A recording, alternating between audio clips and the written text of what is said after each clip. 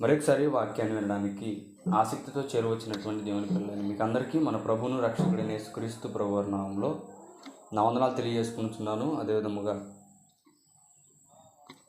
కొద్ది నిమిషాలు మాత్రమే ఈ సమయాన్ని దేవుడు మనకిచ్చాడు కాబట్టి కొన్ని విషయాలను చూసుకునే ప్రయత్నం చేద్దాం.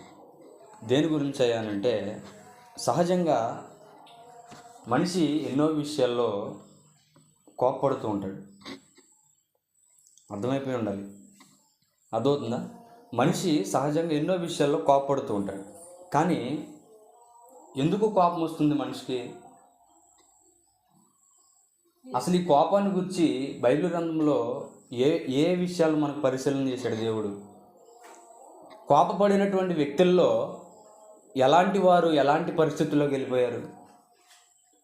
ఈ కోపం వలన ఎట్లాంటి మనుషులు ఎట్లా మారిపోయారు అనే విషయాలు, అనే సందర్భాలు కూడా బైబిల్ గ్రంథంలో మనకు కనబడుతూనే ఉంటాయి. కొంతమంది విషయాల్లో ఎందును బట్టాయనంటే,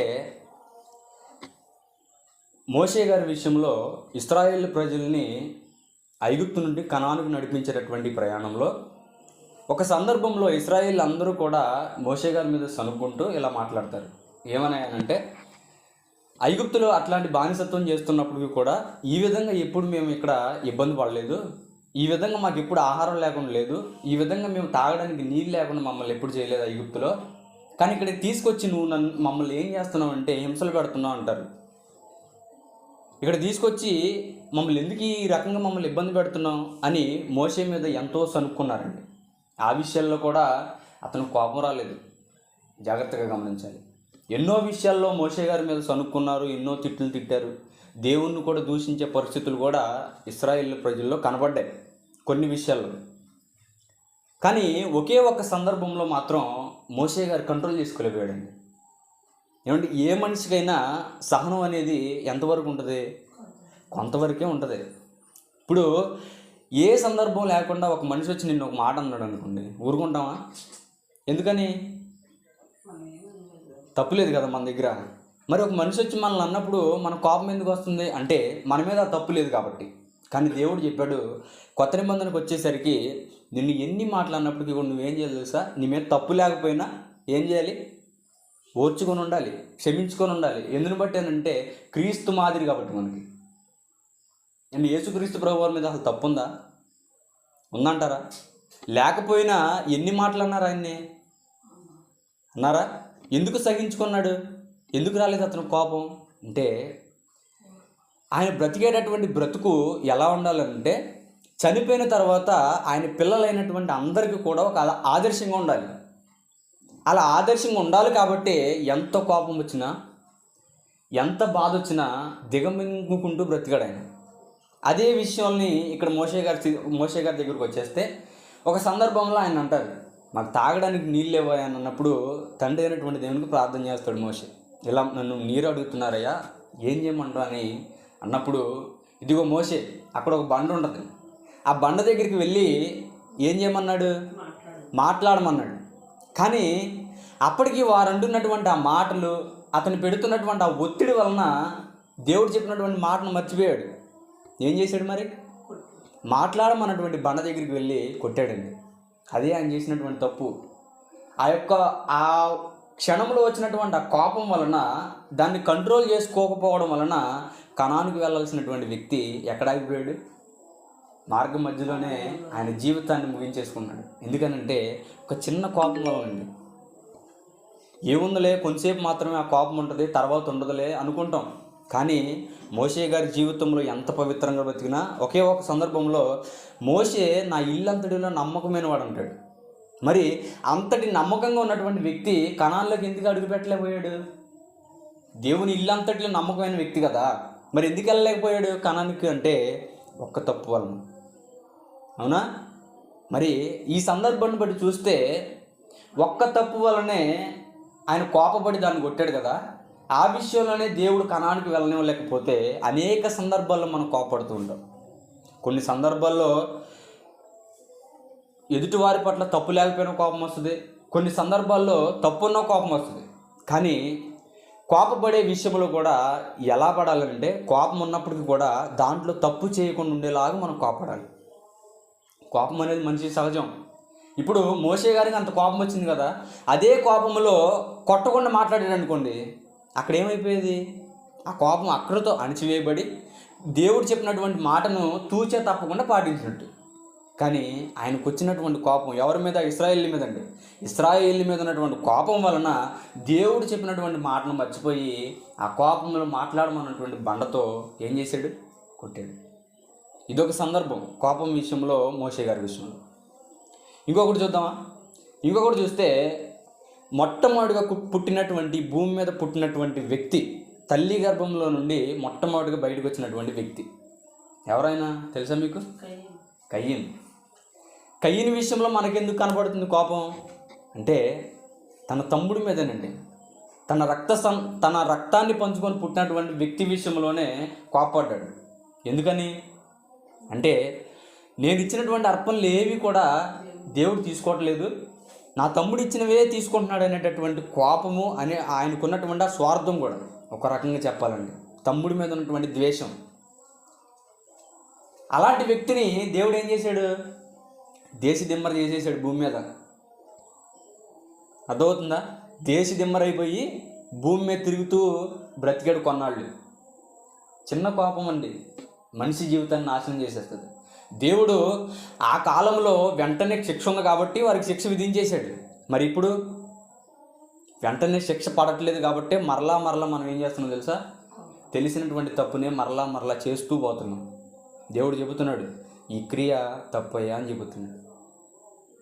ఇట్లాంటి కోపములో తమ జీవితాలని పాడు చేసుకున్నటువంటి వారినే మనకు ఆదర్శంగా బైబిల్లో జీవించాడు. ఇలా చదువుకున్నా కానీ మనకు కోపం వస్తుందంటే గ్రహించుకోవాలి, ఎవరి విశ్వాసానికి వారికి పరీక్ష. కాబట్టి ఈ కోపాన్ని గురించి భక్తుడైనటువంటి యోబు గారు మాట్లాడుతూ ఒక విషయాన్ని చెబుతున్నాడు కదా. 18వ అధ్యాయం, యోబు గ్రంథం 18వ అధ్యాయం, త్వరగా చూడండి.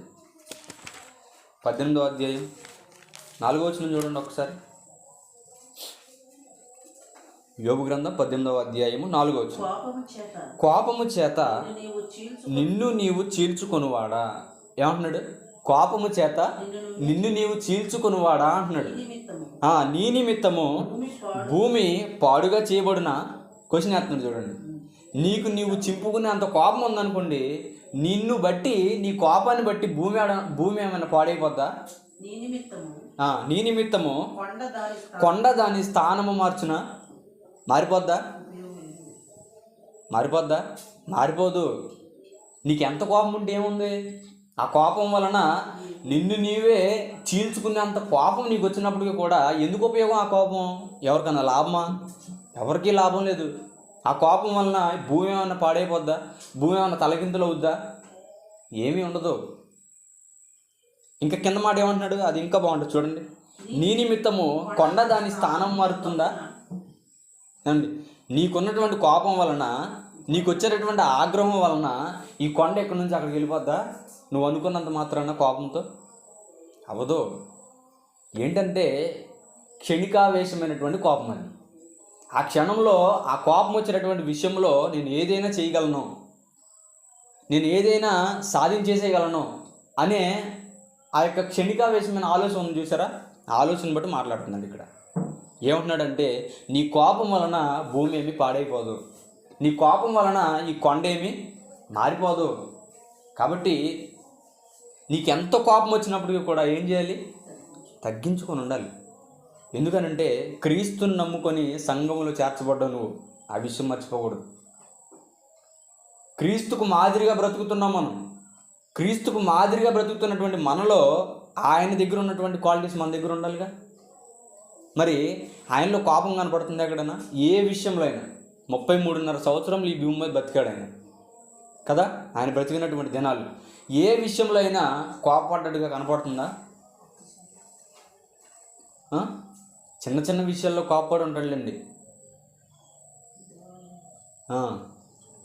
దేవాలయం విషయంలో, అక్కడ దేవాలయం దగ్గర ఏం చేస్తున్నారని వ్యాపారాలు, దేవాలయం ముందే వ్యాపారాలు పెట్టుకొని వ్యాపారాలు చేస్తున్నారని ఆ ఒక్క విషయంలో కోపపడ్డాడండి యేసుక్రీస్తు ప్రభువు. అవునా?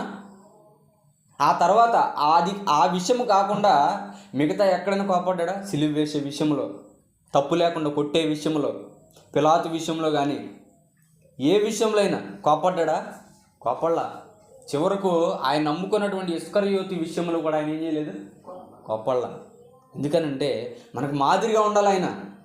ఇప్పుడు నేను కోపడ్డానంటే తర్వాత నా పిల్లలందరూ కూడా ఏమవుతారు? నన్ను చూసి దాన్ని ఫాలో అవుతారు. కాబట్టి అలా ఉండకూడదు నా పిల్లలు. నేను ఎలా అయితే పరిశుద్ధులుగా ఉంటున్నానో వారు కూడా పరిశుద్ధులుగానే బ్రతకాలి. కాబట్టి ఆయన ఆ విషయంలో కోపడలేదు. ఇంకా చూడండి, కొన్ని విషయాలు చూద్దాం పరిశుద్ధ గ్రంథం నుంచి. సామెతల గ్రంథం 29వ అధ్యాయం, త్వరగా సామెతల గ్రంథం 29వ అధ్యాయం 11వ వచనం.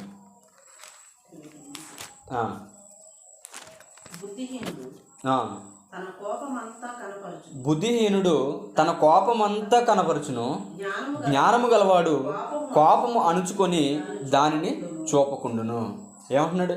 కోపపడే వాళ్ళందరూ కూడా డిక్లేర్ చేస్తున్నాడు ఇక్కడ. ఎవరు వాళ్ళందరూ? బుద్ధిహీనులు. కోపపడే ప్రతి వాడు కూడా బుద్ధిహీనుడే. మరి కోపాన్ని అణుచుకునేవాడు జ్ఞానం గలవాడు. కొన్ని ఒక మాట అన్నారండి నిన్ను, దానికి 10 మాటలు అన్నావు అనుకో, వాడికి నీకు తేడా ఏముంది చెప్పండి? పెద్దగా ఏం తేడా ఉండదు. మరి వాడు మాట అన్నప్పుడు తలంచుకొని వెళ్ళిపోయాం అనుకోండి, ఏమన్నా అవుద్దా? ఏమీ అవదో. అన్నమాట ఈరోజు ఉంటుంది, రేపు పోద్ది. మన ప్రవర్తన మనం చనిపోయేంత వరకు కూడా ఉంటుంది. ఒక మాట అన్నాడని తిరిగి 10 మాటలు అన్నాం అనుకోండి, చూసే జనం మధ్యలో మనం ఏమైపోతాం? చులకన అయిపోతాం. కాబట్టి ఈ క్షణికావేశమైనటువంటి ఈ చిన్న కోపం విషయంలోనే మన పరువును మనం తీసేసుకుంటాం. చూడండి, ఈరోజు గొడవ పడినటువంటి భార్యాభర్తలో తెల్లారేసరికి మరలా ఎలా ఉంటారు? మాట్లాడుకుంటారు. ఎందుకనంటే కోపం అనేది సహజం మనిషికి.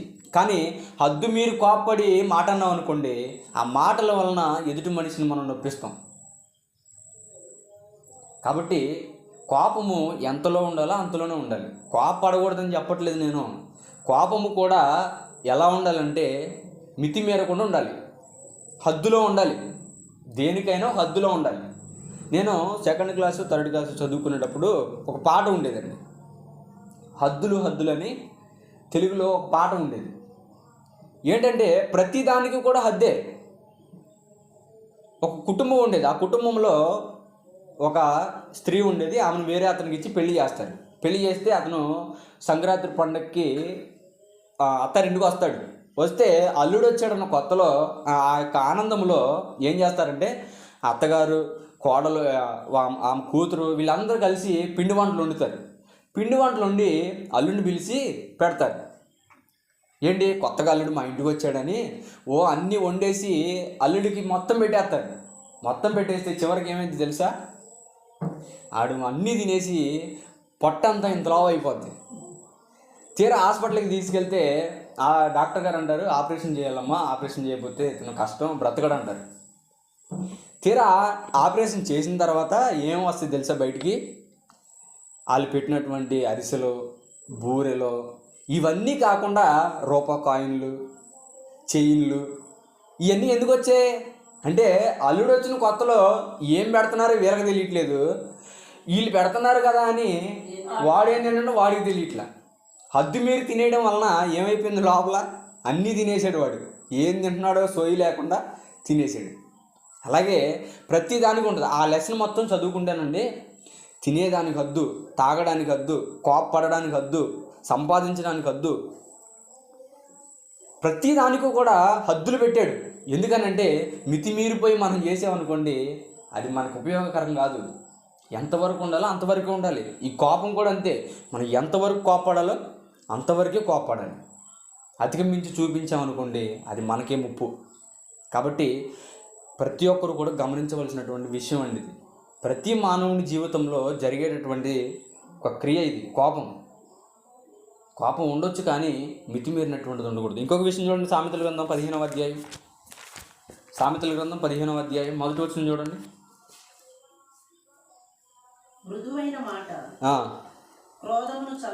క్రోధమును చల్లార్చును, నొప్పించు మాట కోపమును రేపుతుంది. ఏమంటున్నాడు? జ్ఞాని అయినటువంటి సొలొమోను గారు ఆయనకున్నటువంటి జ్ఞానాన్ని ప్రదర్శిస్తూ కోపాన్ని గురించి చెబుతున్నాడు. మృదువైనటువంటి మాట క్రోధమును చల్లారుస్తుంది. ఇప్పుడు ఎక్కడన్నా గొడవ జరుగుతున్న దగ్గరికి వెళ్ళి మనం వెళ్ళి ఏదన్నా మాట అన్నాం అనుకోండి, అనకూడనటువంటి మాట, ఏమవుద్ది? గొడవ తగ్గిద్దా పెరిగిద్దా? పెరుగుద్ది. ఎందుకని? ఆరిపోయే మంట మీద పెట్రోల్ పోతే ఎలా ఉంటుంది? మారిపోద్దా? ఆరదో, ఇంకా పెరిగిద్ది. అలా ఉంటుంది. తగ్గిపోయే గొడవ దగ్గరికి వెళ్ళి మనం ఏదైనా మాట అన్నాం అనుకోండి, అనుకున్న మాట, అప్పుడు ఆ మాటను బట్టి గొడవ ఏమవుద్ది? పెరుగుద్ది. కాబట్టి ఆ విషయాలు నువ్వేం చేయాలి అంటే మృదువైనటువంటి మాటను మాట్లాడాలి. అలా మాట్లాడేవనుకో అప్పుడు ఏమవుద్ది? ఆ పెద్దదయ్యే గొడవ కూడా చిన్నదైపోద్ది, సద్దుమణిపోద్ది. అలా అంటూ కింద మాట్లాడుతున్నాడు, నొప్పించేటటువంటి మాట కోపం రేపుతుంది. ఎదుటి వారిని నొప్పించేటటువంటి మాటను మనం మాట్లాడామనుకో ఏమవుతుంది? ఇంకా కోపం వస్తుంది. ఇంకా కోపం వచ్చింది అనుకోండి, ఇంకా మాటలు వస్తాయి. ఇంకా మాటలు వచ్చాయి అనుకోండి, మనిషికి దూరం పెరిగిపోతుంది. కాబట్టి నొప్పించేటటువంటి మాటలు మాట్లాడకూడదు. సొలొమోను గారు చెప్తూ ఏమంటున్నాడు? మృదువైనటువంటి మాటను మనం మాట్లాడితే ఎంతటి కోపంతో ఉన్నటువంటి వ్యక్తి అయినా సరే తన కోపము చల్లారిపోతుంది. కాబట్టి సహజమైనంత వరకు మనం ఏం చేయాలి? మృదువుగా మాట్లాడడానికి ప్రయత్నం చేయాలి. ఇంకా చూడండి, తిమోతికి రాసిన మొదటి పత్రిక. ఇవన్నీ కోపాన్ని కూర్చున్నటువంటి సందర్భాలేనండి, అందరూ జాగ్రత్తగా గమనించాలి. తిమోతికి రాసిన మొదటి పత్రిక 2వ అధ్యాయం 8వ వచనం. ప్రతి స్థలమందును పురుషులు కోపమును సంశయమును లేని వారై పవిత్రమైన చేతులెత్తి ప్రార్థన చేయవలెనని కోరుచున్నాను. ఎవరు చెప్తున్నారు? పౌలు గారు. ప్రతి విషయంలో పురుషుడు కోపపడడం అనేది అది మంచి పద్ధతి కాదు. అందుకని చెబుతున్నాడు. ఏమని చెబుతున్నాడు? కావున ప్రతి స్థలమందును పురుషుడు కోపమును సంశయమును లేని వారై ఉండాలి. అంటే కోపము, క్రోధం ఇవన్నీ కూడా అన్ని విషయాల్లో పురుషుడికి ఉండకూడదు అని చెబుతూ పవిత్రమైన చేతులెత్తి ప్రార్థన చేయవలెనని కోరుచున్నాను. ఆ సమయంలో మనం ఏం చేయాలి తెలుసా? పవిత్రమైనటువంటి మన చేతులను ఎత్తి దేవునికి ప్రార్థన చేయాలి. ఎందుకు నాకు ఈ కోపం వస్తుంది? తగ్గించు. నాలో ఈ కోపాన్ని తీసేసి సమాధానాన్ని, సాత్వికమైనటువంటి మనసును నాకు దయచేయమని దేవునికి ప్రార్థన చేయాలి. ఏం చేయాలి? మనం దేవునికి ప్రార్థన చేయాలి. ప్రతి విషయంలో పురుషుడు కోపపడడం అనేది మంచి పద్ధతి కాదు అని పౌలు గారు చెబుతున్నాడండి తిమోతి గారికి. అయ్యా తిమోతి, ప్రతి స్థలమందు కూడా పురుషులు కోపపడకూడదు. మరి ఏం చేయాలనంటే దేవునికి ప్రార్థన చేయాలి.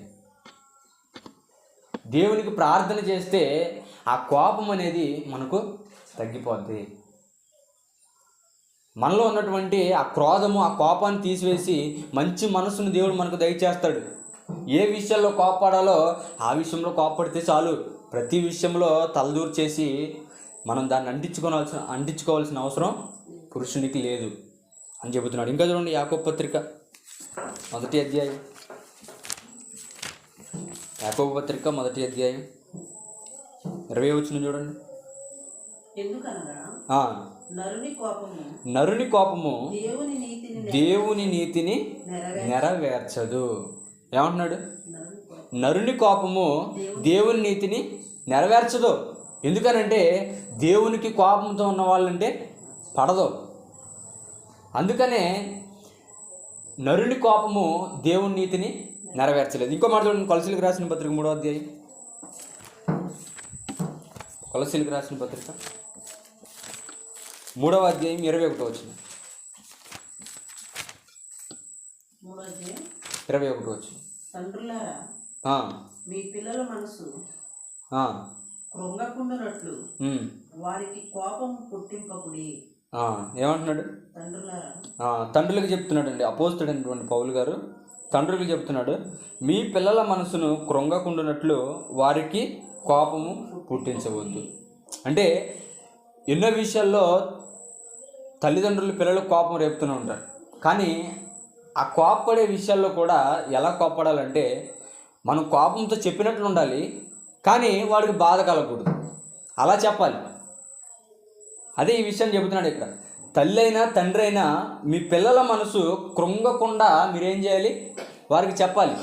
మీ కోపంతో చెప్పినప్పటికీ కూడా ఆ విషయము ఎలా ఉండాలి అని అంటే వాడికి మృదువు అనిపించాలి, ఒక మంచి మాటలా తీసుకోవాలి, తిట్టినట్టు ఉండాలి. రెండవది వాడికి మంచిగా కూడా అనిపించాలి అని పౌలు గారు చెబుతున్నాడు. కొలస్సీలో ఉన్నటువంటి సంఘానికి పత్రిక రాస్తూ, తండ్రులారా మీ పిల్లలకు కోపం రేపకుండా వారికి చెప్పమని చెబుతున్నాడు. ఆ తర్వాత విషయాన్ని చూస్తే ఎఫెసీయులకు రాసిన పత్రిక 4:26 సందర్భాలు జాగ్రత్తగా చూడండి. ఎఫెసీయులకు రాసిన పత్రిక 4వ అధ్యాయం 26 వచ్చింది.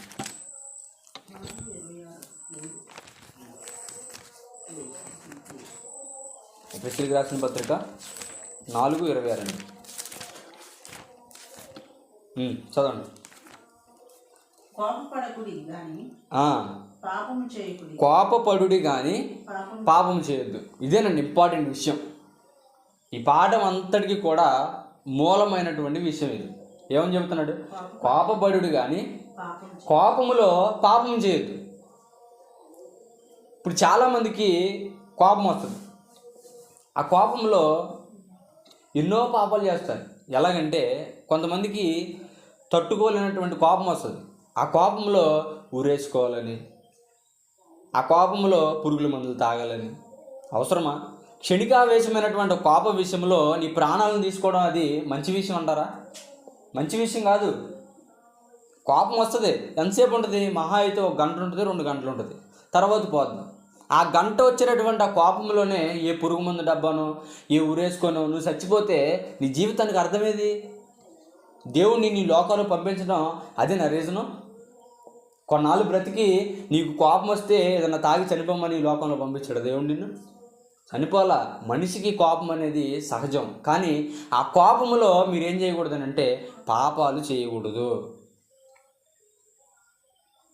మనకు వచ్చేటటువంటి కోపం విషయంలో మనం ఏం మాట్లాడతామో కూడా తెలియదు కొన్నిసార్లు. ఆ విషయాల్లో కూడా తప్పులు చేయకూడదండి, జాగ్రత్తగా గమనించాలి. వచ్చేటటువంటి విషయాల్లో ఈ విషయాలన్నీ కూడా ఎవరికి చెప్తున్నాడో తెలుసా? క్రైస్తవులకే. లోకంలో ఉన్న వాడితో దేవునికి సంబంధం లేదండి. వాడు మారి దేవునిలోనికి వచ్చాడా, దేవుడు అప్పుడు వాడిని పట్టుకుంటాడు. సంఘములోకి వచ్చిన వారికి కూడా ఇట్లాంటి లక్షణాలు ఉన్నాయని ఎంతోమంది భక్తుల ద్వారా సంఘాలకు పత్రికలు రాపిస్తూ చెప్పేస్తున్నాడు. ఏమనంటే కోపపడుడు కానీ పాపం చేయొద్దు. అలా పాపం చేసావనుకో నీకు వచ్చేటటువంటి పరలోకాన్ని దేవుడు నీకు దూరం చేస్తాడు. కాబట్టి ప్రతి ఒక్కరు గమనించండి. ఈ కోపం అనేది మనిషికి క్షణికావేశమైనటువంటి ఆవేశమే. ఒక రకంగా చెప్పాలంటే ఎంతోసేపు ఉండదు ఈ కోపం. ఈ కోపం వలన మనం వెళ్ళాల్సినటువంటి పరలోకాన్ని మనం దూరం చేసుకుంటాం. కాబట్టి గమనించండి. ఈ లోకంలో చిన్న చిన్న వాటికి కోపడుతూ చిన్న చిన్న వాటికి బెదిరిస్తూ ఇలా మనం మన జీవితాన్ని గడిపేస్తే దేవుని దృష్టిలో మనం ఎందుకు పనికిరాని వారిగా ఉంటాం. ఒక చిన్న కోపం విషయంలో కోపం వచ్చిందనుకోండి, ఒక ట్రిక్ చెప్తే పాటించండి. నీకు పట్టలేనంత కోపం వచ్చిందనుకోండి, ఏం చేయాలో తెలియనంత కోపం వచ్చిందనుకోండి, ఆ సమయంలో మోకరించి ప్రార్థన చేయి. ప్రార్థన చేసామనుకోండి, ఏం చేస్తాడు దేవుడు అంటే మనం మాట్లాడేటటువంటి ఆ మాటల్లో దేవుడు మనకు ట్రీట్మెంట్ ఇస్తాడు. ఏ విషయాన్ని బట్టి అయితే నువ్వు ప్రార్థన చేస్తున్నావో, ఎంత కోపంతో అయితే నువ్వు దేవునికి మనవ చేసుకుంటున్నావో, ఎవరి మీద కోపంతో నువ్వు దేవునికి మనవ చేసుకుంటున్నావో ఆ కోపమును బట్టి దేవుడు నీకు శాంతాన్ని కలుగజేస్తాడు. ఇదే బెస్ట్ ట్రీట్మెంట్. కోపం వచ్చిందనుకోండి, వెంటనే వెళ్ళిపోయి గదిలోకి వెళ్ళి తలుపేసుకొని ఒక 5 నిమిషాలు ప్రార్థన చేసుకోండి. ప్రార్థన చేసుకున్న తర్వాత కోపం ఉంటుందని చూడండి, ఉండదు. అదే ప్రార్థన చేసుకోకుండా నన్ను బయటోడు ఏదో అన్నాడు, నన్ను పక్కనోడు ఏదో అన్నాడు, నన్ను తిట్టాడు అని కూర్చొని దాని గురించే ఆలోచిస్తూ కూర్చున్నావు అనుకో, అదే నీకు బుర్రలో ఉంటుంది. అర్థమవుతుందా? జాగ్రత్తగా. ఎందుకు ఈ కోపాన్ని గురించి చెబుతున్నాడు అని అంటే కోపపడుడు కానీ పాపం చేయొద్దని ఎందుకన్నాడు అంటే ఎంత పరిశుద్ధంగా బ్రతికినా ఒక్కొక్క సమయంలో నీకు కోపం వస్తుంది. ఆ చిన్న విషయంలో తప్పు చేసావనుకో నీ పరిశుద్ధత అంతా ఏమైపోద్ది? బూడిదలో పోసిన పన్నీరు లెక్క అయిపోద్ది నీ పరిశుద్ధత అంతా కూడా. ఇప్పుడు యేసుక్రీస్తు ప్రభువారు అంత జీవితాన్ని జీవించాడు. అంత ఉన్నతంగా మనందరికీ మాదిరిగా జీవించినటువంటి వ్యక్తిని సిలువేయడానికి తీసుకెళ్లారు కదా. నన్ను ఎందుకు కొడుతున్నారు మీరు, అసలు నాలో తప్పే ఉంది అని ఎవరినైనా నోరెత్తి మాట అడిగాడా? అడగలేదు. ఎందుకని అంటే సహించుకునేటటువంటి తత్వం. ఎందుకు వచ్చాడు ఈ లోకంలోనికంటే పాపముతో చచ్చి ఉన్నటువంటి మనల్ని ఆయన రక్తము ద్వారా మనల్ని బ్రతికించడానికి వచ్చాడు ఆయన. అలా వచ్చినటువంటి వ్యక్తి ఏ తప్పు లేకుండా సిలువ వేస్తున్నారంటే అడిగేటటువంటి రైట్స్ లేవు ఆయనకి. అడగొచ్చు, కోప్పడవచ్చు. కానీ ఎందుకు కోప్పడలేదు అని అంటే రాబోయేటటువంటి తరాలకు, రాబోయేటటువంటి తన పిల్లలకు ఒక ఆదర్శంగా ఆయన నిలబడాలి. ఆయన నిలబడాలి అని అంటే అప్పుడు ఆయన మౌనిగానే ఉండాలి. అలా మౌనిగా లేకుండా ఉన్నాడు అనుకోండి, ఇప్పుడు మనం ఆయన గురించి మాట్లాడుకోమండి. కాబట్టి ఎంత పరిశుద్ధంగా బ్రతుకుతున్నామో మనం అంతే పరిశుద్ధంగా మన పరిశుద్ధతను కాపాడుకోవాలి. ఈ యొక్క చిన్న కోపం విషయంలో మనం కోల్పోయాం అనుకోండి, దేవుని దృష్టిలో మనం అన్ని ఓవరాల్గా మనం చెడ్డవారం అయిపోతాం. కాబట్టి కోపాన్ని కంట్రోల్ చేసుకోండి. కోపం ఇంకా కంట్రోల్ అవ్వకపోతే ప్రార్థన చేసుకోండి. ఆ సమయంలో బైబిల్ చదవలేం, కానీ అసలు మామూలుగా మనం బైబిల్ తీస్తేనే నిద్ర వస్తుంది. అట్లాంటి సందర్భంలో కోపం వచ్చే సమయంలో బైబిల్ తీసామనుకోండి, అసలు ఏమైనా ఎక్కుద్దా? మామూలుగా మనం 10 ముక్కలు చదివితే 2 ముక్కలు ఎక్కుతాయి. కాబట్టి కోపం వచ్చినటువంటి ఆ సందర్భంలో ఏం చేయాలనంటే ప్రార్థన చేసుకోండి. మంచి ట్రీట్మెంట్ అది. ఏ మందు వేసినా ఏది రాసినా కోపం పోయేది కాదు, అది కనపడేది కాదు, నొప్పి వచ్చేది కూడా కాదు. అప్పుడు ఏం చేయాలంటే దేవునితో మాట్లాడు. అప్పుడు ఆ కోపాన్ని దేవుడు ఏం చేస్తాడు? తగ్గిస్తాడు. కాబట్టి కోపం విషయంలో తప్పులు చేయకుండా మన పరిశుద్ధతను మనం కాపాడుకోవాలి. కోపం విషయంలో తప్పులు చేసినటువంటి వ్యక్తులను గ్రంథంలో చూసాం. కయ్యను చూసాం. తమ్ముడి మీద ఉన్నటువంటి కోపం వలన, ద్వేషం వలన తమ్ముడిని నరహత్య చేశాడు. చేసిన తర్వాత దేవుడు ఏం చేశాడు? దేశదిమ్మర్ల భూమి మీద అతను తిప్పేశాడు. మోషే గారిని ఏం చేశాడు? మాట్లాడమన్నటువంటి బండతో మాట్లాడకుండా కొట్టినటువంటి ఒక్క సందర్భం వలన కనానికి పోకుండా మార్గం మధ్యలోనే అతను చంపేశాడు. ఇంకా బైబిల్ గ్రంథంలో ఇంకా చాలామంది ఉన్నారు. షిమ్యోను లేవి తెలుసా మీకు? షిమ్యోను లేవి ఎవరు వాళ్ళు అంటే యాకోబు కుమారుల్లో 2 కుమారులు. ఏం చేశారు? వారికి వచ్చినటువంటి కోపం వలన అంటే తన చెల్లి అయినటువంటి దేనా ఏం చేసింది? షెకెం అనేటటువంటి ఊరిలో, ఆ ఊరిలో ఉన్నటువంటి స్త్రీలను చూడటానికి వెళ్ళిందండి. ఎందుకు వెళ్ళింది? స్త్రీలను చూడటానికి వెళ్ళింది. పని ఏమి లేదంటారా? ఆమెకి లేదని చెప్పొచ్చు. స్త్రీలు చూడటానికి వెళితే ఆ దేశంలో ఉన్నటువంటి ఒక రాజు కుమారుడు షెకెం అనేటటువంటి వ్యక్తి ఆమెను చూసి ఆమెను పాడు చేసిన తర్వాత తన ఇంటికి వచ్చారు. వారితో మాట్లాడుకున్నారు, సంబంధాలను కలుపుకున్నారు. కానీ షిమ్యోను లేవి ఉన్నారు చూసారా, ఆ అన్నలో వాడికి ఎంత ధైర్యం ఉంటే నా చెల్లిని పాడు చేశాడు అనే కోపముతో వెళ్ళిపోయి ఆ యొక్క పట్టణంలో ఉన్నటువంటి వారందరినీ చంపేశారండి. 2 వ్యక్తులు, షిమ్యోను లేవి అనేటటువంటి దేనా అన్నలో. వారికి వచ్చినటువంటి కోపం, నా చెల్లిని ఎంత ధైర్యం ఉంటే నా చెల్లిని పాడు చేసి మళ్ళీ నా ఇంటికి వచ్చి నా చెల్లిని సంబంధాన్ని అడుగుతారని వెళ్ళిపోయి ఆ దేశంలో ఉన్నటువంటి మగ పురుషులందరినీ చంపేసుకొచ్చారు. అది కరెక్ట్ పద్ధతి అంటారా? షెకెము చేసిన తప్పు అయి ఉండొచ్చు, కానీ ఏం చేశాడు? వదిలేశాడు ఆమెను. వదల్లా. వెళ్ళి తన తండ్రికి చెప్పి నేను ఇలా చేశాను, మరలా నేను ఆమెను పెళ్లి చేసుకోవాలనుకుంటున్నానని చెప్పంగానే వచ్చి యాకోబుతో మాట్లాడుకున్నారు. సంబంధాలు అన్నీ కలిసినాయి.